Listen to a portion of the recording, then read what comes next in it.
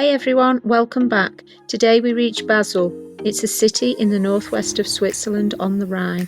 It shares its borders with France and Germany, and today I'll explore the history, the culture and the scenery on another whistle-stop tour. Coming up, we see all the main attractions, including the majestic Basel Minster, with its striking sandstone architecture. We stumble across some very cool street art and murals. We see the playful, kinetic Tinguely fountains. But before we do, I just need to rewind a little bit. Last time I left you, we were in Milan. We were expecting a smooth early train into Switzerland, but instead what should have been a quick couple of hours became an all-day journey from hell. It was from 8 AM to 10 PM just to get here. This was the journey that broke me. It was way worse than the Milan riots that I was caught up in the day before. Heading into day 9, I woke to beautiful blue skies and sunshine. I arrived at the Milan Central Station at around 8 AM, planning for my 9 AM train. I was surprised that the place was in absolute chaos, but this is the travel day after the Italian strikes and the riots, so of course nothing was going to go to plan. Everyone who had missed the trains in yesterday's rail strikes were back. They were all trying to rebook. The queues were insane, staff was stressed, and then I realised my train had been cancelled. Not delayed, fully cancelled. Turns out it wasn't the strikes, but it was the heavy rain from yesterday that had caused flooding around Como. Every train going that way had stopped, so my route to Switzerland was completely blocked. I queued for well over an hour, and Marley, my 15-year-old dog, was a saint the whole time.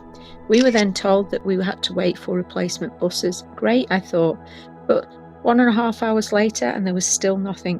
When one finally arrived, I was told that I could not board because I had a dog, and there was no refund. Meanwhile, the clock kept ticking. There were so many people trying to just get somewhere. We were all trying to reroute, but people were stranded.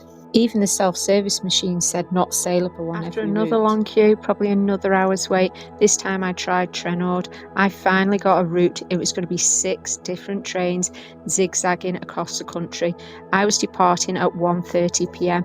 There was no seat reservation, all local lines. I nearly cried, but I managed to hold it together. I finally had tickets in my hand. On my third connecting trains, that train was cancelled too. I was back to square one. I was in the middle of nowhere. It was 7, nearly 8 hours in since we'd started this journey. Marley was exhausted, my back was killing me. Everything just felt so impossible. I needed a breather, I needed to rethink, and decided to exit the station. Thank God for Gary, my partner. He was on the end of the phone helping calm me down. The tears had come now. I was left with one option. It was an Uber, but I had to wait 1 hour 45 minutes and it cost me £125 for the taxi. This was the only way I could get across the Como floods and into Switzerland. It was the only way out, and I had to get there today. The taxi was only taking me across the border between Italy and Switzerland, so dropped me at the nearest station. We then boarded the Zurich train. We didn't arrive in Basel until 10 PM that evening. We arrived in complete dark. It was slightly daunting, but we jumped a local taxi and checked into our hotel. It was 10 PM. We were exhausted. We hadn't eaten. And here's the selfie of pure relief once we'd arrived. Waking up on day 10, we woke to the most beautiful views of the Rhine. It was cloudy skies, it was drizzle, but we didn't care. It was a fresh day, and we had a few hours to go off and explore Basel. Standing on Basel's oldest Rhine crossing is the Mittlere Rhine Brucke.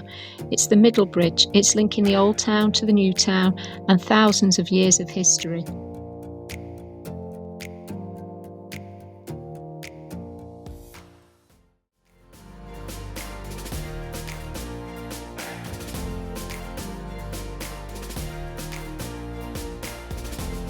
Basel Minster rises above the city with its deep red sandstone and Romanesque roots and Gothic details, a landmark that's watched over Basel for nearly 1,000 years. Stepping out into the Munsterplatz, the pace instantly slows. This wide open square feels timeless.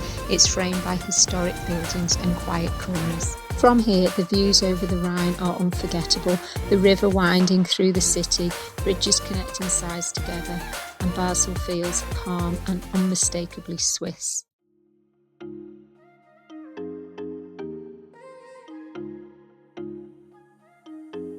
Marktplatz, or Market Square, is the bustling central square. It's lined with historic buildings, colourful facades and daily markets, making it the city's true heart.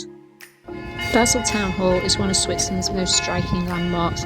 It was built in the early 1500s and is instantly recognisable by its deep red sandstone facades. The design blends late Gothic architecture with Renaissance details. It's covered in richly painted frescoes, statues and ornate balconies designed to impress. It's located on the Marktplatz. It's still the seat of Basel's government today, and over 500 years of history in the heart of the city.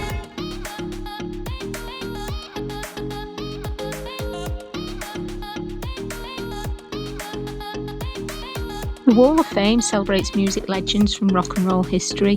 As you turn off a winding cobbled street, you suddenly come face to face with this striking street art. What looks like a spontaneous alleyway of graffiti is actually a colourful, ever-evolving mural. It's regularly updated by the local artists, and it has become one of Basel's most photographed hidden gems. This is Tinguely Brunnen, a playful moving sculpture by Jean Tinguely. Its mechanical features splash and spin, turning water into kinetic art in front of Basel's Theatre Square.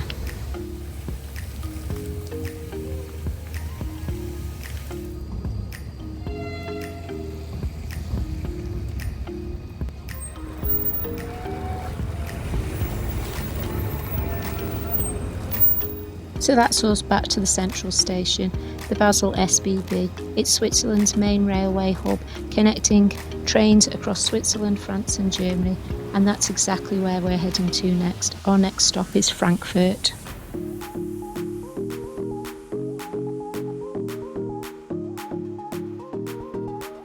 So that's a wrap on Basel.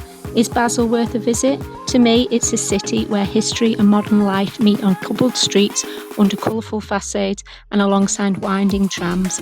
From the ornate town hall and its iconic clock to the serene middle bridge over the Rhine, and of course the majestic Basel Minster, every corner tells a story.